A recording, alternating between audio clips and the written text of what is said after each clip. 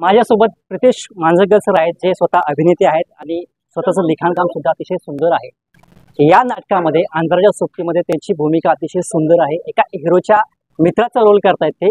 पण हे नाटकामध्ये जर तुम्हाला बघायचं असेल तर एक महत्त्वाचा मुद्दा मी मगाशी मांडला होता, तो म्हणजे एखाद्या अज्ञानी मित्राचा जो मित्र आहे तो ज्ञानी असणं किती गरजेचं आहे हे याच्यातून शिकण्यासारखं भेटलं आम्हाला. तर याच्यातून काहीतरी बोध घेतला पाहिजे. प्रितेश सर, आपल्याला एक प्रश्न विचारायचा आहे की अतिशय सुंदर नाटक आहे आणि जातीतून कुठेतरी प्रहार करणारं नाटक आहे. 2024 मधलं नाटक आहे, अतिशय प्रभावी नाटक. कुठेच जातो म्हणजे की जातीयता नष्ट केली पाहिजे. हे जे छोटे मोठे भेदभाव आपल्यातले आहेत ते आपण नष्ट करून आपण एक समाज म्हणून एकसंध व्हायला हवं. बाबासाहेब म्हणाले होते की जोपर्यंत जातीवाद संपत नाही तोपर्यंत आपलं राष्ट्र एकसंध होऊ शकत नाही. म्हणजे बाबासाहेब म्हणायचे की ह्या जाती म्हणजे वेगवेगळी राष्ट्र आहेत, तर ही राष्ट्र जेव्हा नष्ट होतील तेव्हा आपलं एक राष्ट्र होईल ना. आपण एक राष्ट्र म्हणून उभं राहू. तर हे राष्ट्र म्हणून उभं राहण्याकरता जाती अंत होणं अतिशय गरजेचं आहे. आणि त्या जाती अंताचा आग्रह धरणारं आणि तो कसा होऊ शकतो याचा मार्ग सांगणारं देखील एक नाटक आहे. त्यामुळे अतिशय महत्वाचं आणि अतिशय सुंदर नाटक आहे अंधाराच्या सोबती. नाटकामध्ये एक प्रसंग मला आठवतोय, जे सर दाखवले, जे गुरुजी दाखवले आहेत संजय दातोर सर, त्याचा एक महत्वाचा मुद्दा आहे. स्वतः त्या नाटकामध्ये एक शिक्षकाचं पात्र करतायत आणि शिक्षकाला जात नसते हा त्याने एक महत्वाचा मुद्दा मांडलेला आहे.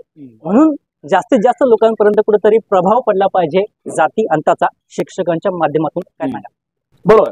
म्हणजे धार पवार सरांनी जी पात्रे जी योजली आहेत ना ते अतिशय सुंदर योजलेली आहेत. अगदी हा म्हणजे एक धार पवार सरांनी जो रोल केला आहे तो मास्तर नांदोस्कर गुरुजींचा, एक चर्मकाठ मध्ये मास्तर, तो एक विद्यादान करतो. म्हणजे असं म्हटलं जातं की विद्यादान हे अतिशय श्रेष्ठ दान आहे.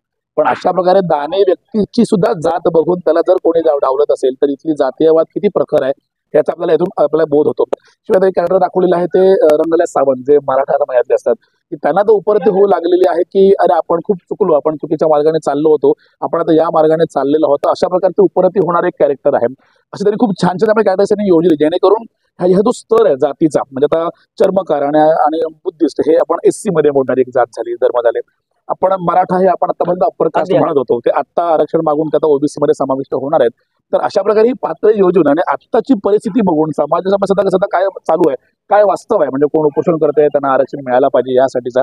तर या सगळ्यांचा अगदी छान विचार करून त्याचा उहापोह काय आहे आणि त्याच्या पण मधून मार्ग आपण काय काढू शकतो याचं अतिशय सुंदर उदाहरण त्यांनी आपल्या धारपवार सरांनी यातून खूप सुंदर दिलेलं आहे. अगदी अगदी. मी अजून एक त्यावरती सांगेन मी की डॉक्टर धार पवारांनी याच्या अगोदरही बरीचशी नाटकं केली आहेत. एक नाटक मला आठवतंय, मिळून साऱ्या जणी, बरोबर, जे ब्रेस्ट कॅन्सर वरती हा विषय त्यांनी मांडला होता. अतिशय सुंदर विषय मांडला होता.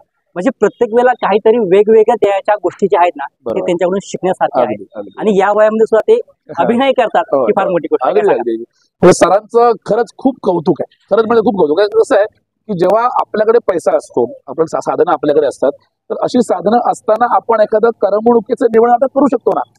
पण तसं न करता आपल्याकडचा जो पैसा आहे तो चांगल्या कामासाठी वापरला गेला पाहिजे.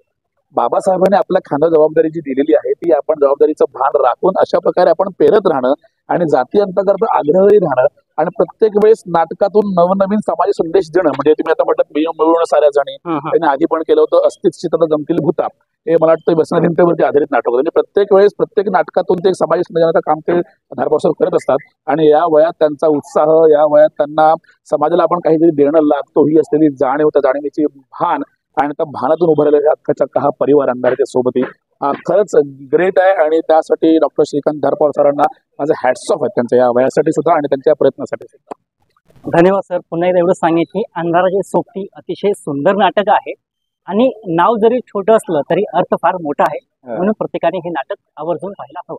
धन्यवाद. Thank you so much.